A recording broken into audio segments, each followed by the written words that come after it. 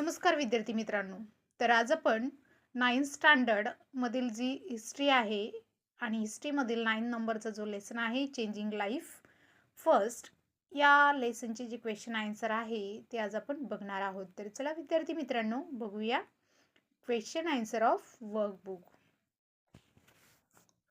तर first question आहे choose the right option and the rewrite the statements. First statement दिलेला आहे the first open heart surgery under the leadership of doctor N Gopinath was successful perform in dash dash. तर या ठिकाणी answer आहे B नंबरचं वेल्लोर. त्यानंतर second question आहे dash dash is known as the father of Jaipur foot. तर या ठिकाणी ऑप्शन आहे डॉक्टर प्रमोद सेठी. त्यानंतर थर्ड नंबरचं स्टेटमेंट बघा India is the first century in the world incorporate the objective to establish the welfare state in the constitution itself.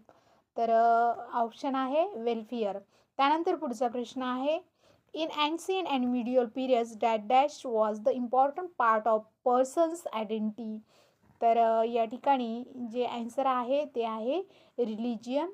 त्यानंतर पुढचा प्रश्न आहे the waves of the dash dash has now given and impetus to the system of nuclear families. तर या ठिकाणी globalisation.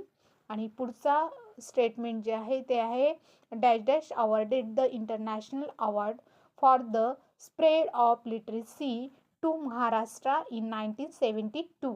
तर answer आहे UNESCO. तर विद्यार्थी मित्रांनो सेकंड नंबरचं क्वेश्चन आहे आयडेंटिफाय द रॉंग पियर्स. तर या ठिकाणी रॉंग पियर्स दिलेले आहेत 2. तर त्या कंप्लीट करून दिलेल्या आहे ॲज इट इज तुम्ही बघून राईट करून घेऊ शकता. त्यानंतर पुढचा प्रश्न आहे थर्ड नंबरचा डू ॲज डायरेक्टमध्ये दिलेला आहे give graphical descriptions of the following. तर या ठिकाणी हा जो ग्राफ आहे तो सुद्धा कंप्लीट करून दिलेला आहे ॲज इट इज तो बघून तुम्ही राईट करून घेऊ शकता. त्यानंतर पुढचा प्रश्न आपण बघणार आहोत. तर पुढचा जो प्रश्न आहे तो सुद्धा एक ग्राफ दिलेला आहे किंवा डायग्राम दिलेली आहे ती सुद्धा कंप्लीट करून दिलेली आहे. तर ॲज इट इज तो कंप्लीट करून घ्यायची आहे. त्यानंतर थर्ड पण आहे ॲग्रिकल्चर युनिव्हर्सिटीज इन महाराष्ट्र. तर महाराष्ट्रामधल्या ज्या युनिव्हर्सिटी आहे ॲग्रिकल्चर युनिव्हर्सिटी त्या राईट करून दिलेल्या आहेत. तर ॲज इट इज त्या बघून राईट करून घेऊ शकता. पुढचा प्रश्न आहे शॉर्ट नोट्सवर. तर विद्यार्थी मित्रांनो या ठिकाणी फर्स्ट जी नोट्स दिलेली आहे द इन्स्टिट्यूशन ऑफ फॅमिली. तर फॅमिली कौटुंबिक संस्था म्हणजे काय तर त्यावर तुम्हाला नोट्स राईट करायची आहे आणि ही नोट्स या ठिकाणी राईट करून दिलेली आहे. त्यानंतर सेकंड आहे Jaipur food technology.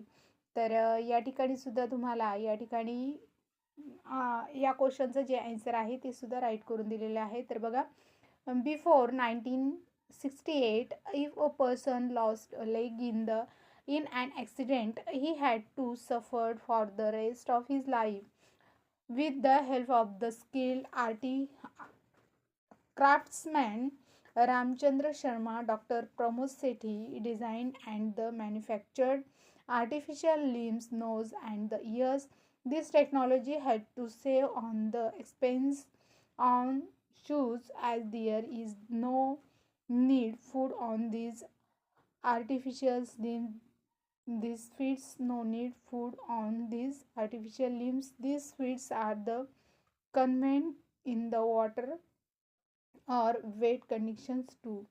And next आहे अर्बनायझेशन्स. तर या ठिकाणी अर्बनायझेशन म्हणजे काय तर अर्बनायझेशनचा अर्थ आहे शहरीकरण म्हणजे काय. तर या ठिकाणी शहरीकरणावर जी नोट्स आहे ती राईट करून दिलेली आहे. त्यानंतर पुढचा प्रश्न आहे चेंजिंग इकॉनॉमिक लाईफ.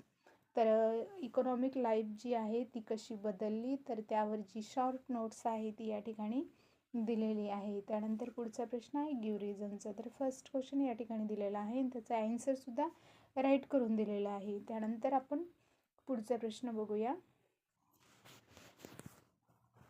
त्यानंतर सेकंड रिझनचा क्वेश्चन दिलेला आहे बघा विद्यार्थी मित्रांनो या ठिकाणी rural water supply schemes was started. तर या ठिकाणी याचं जे रिझन आहे ते सुद्धा राईट करून दिलेलं आहे. त्यानंतर 6 नंबरचं क्वेश्चन आहे read the paragraphs on the page number 47 of the textbooks and answer the following questions. तर विद्यार्थी मित्रांनो पेज नंबर 47 रीड करायचं आहे आणि ॲन्सरचं क्वेश्चन सर्च करायचे आहे.